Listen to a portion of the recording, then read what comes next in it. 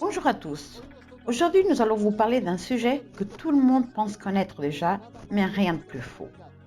Dans ce chapitre, nous allons vous expliquer de quelle façon les lignes de Nazca ont été tracées. Malgré tous les reportages, la vérité est que les informations qu'ils fournissent sont le résultat d'un manque total de connaissances sur le sujet. La raison pour laquelle ça a été toujours ainsi est l'absence d'études approfondies et scrupuleuses avant même la divulgation massive. Les entreprises qui ont exclusivement comme profit de tels reportages ne font que raconter ce que les autres ont dit, sans tenir compte du fait que, jusqu'à présent, ce qui a été dit, ce n'est pas grand-chose. Ils se basent sur des études à court terme aux conclusions précipitées, des études approfondies mais qui n'abordent pas la question sous un angle global, ou encore sur des théories sans aucune valeur académique, sans articles scientifiques, sans preuves, sans méthodologie pouvant être répliquée. Ces programmes des géants de la production ne visent qu'à satisfaire un public à travers l'amusement et non à travers la qualité de l'information ou la véracité des données qu'ils fournissent. À quoi bon chercher la vérité si l'on peut passer un bon moment bien calé dans son fauteuil et se coucher satisfait après une longue et dure journée de travail? C'est compréhensible. Mais malgré tout cela, la vérité finit toujours par émerger du sensationnalisme le plus absolu et des fantaisies les plus folles. Et croyez-moi, même si de nos jours entendre la vérité semble trop ennuyeux, trop quotidien, cette vérité peut sauver le monde. Et je vous assure que ce n'est pas du sensationnalisme. Dans les prochaines vidéos, nous vous en parlerons car les lignes de Nazca sont beaucoup plus que les simples lignes de Nazca. Mais soyez patient, car vous devez d'abord vous embarquer dans un voyage qui vous portera à la connaissance de ce qu'elles sont vraiment, comment elles fonctionnent, où elles ont été tracées, quand et par qui. Tout cela pour finalement comprendre à quoi elles servaient et pourquoi elles peuvent sauver des millions de vies à l'avenir.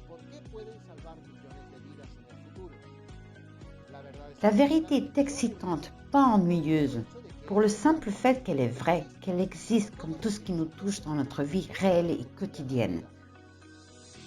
Et c'est avec ça que nous allons commencer, car la façon avec laquelle ils ont dessiné les fameuses lignes de Nazca était également très réelle.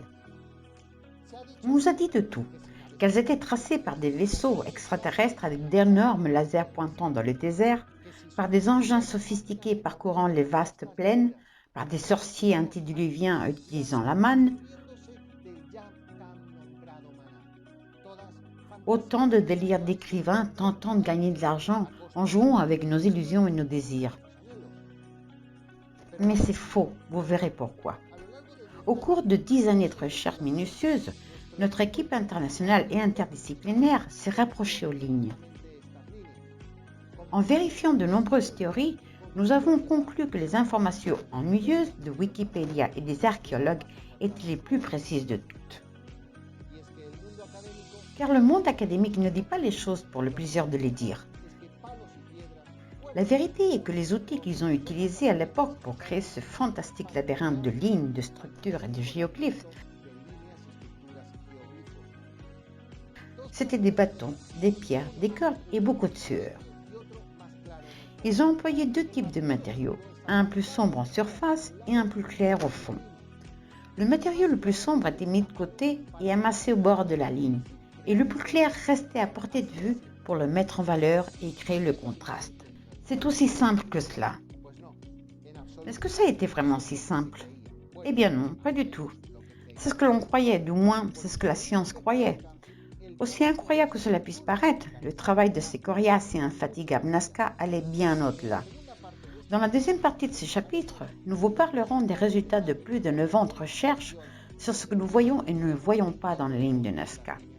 Et croyez-moi, vous serez surpris d'apprendre ce que nous avons découvert sur la façon dont elles ont été tracées et sur comment elles étaient à leur époque. Ces temps où les lignes de Nazca étaient dessinées, construites et conservées jour après jour. Et maintenant, nous vous attendons dans la deuxième partie de comment ils ont dessiné les lignes de Nazca. Si vous avez aimé cette vidéo, n'oubliez pas de donner like et abonnez-vous si vous ne l'avez pas encore fait. N'oubliez pas de cliquer sur le bouton pour rester à l'écoute des prochaines vidéos qui vous rapprocheront de la réponse à la grande question. Que sont les lignes de Nazca? Je suis Carlos Hermida, este Salvar Nazca.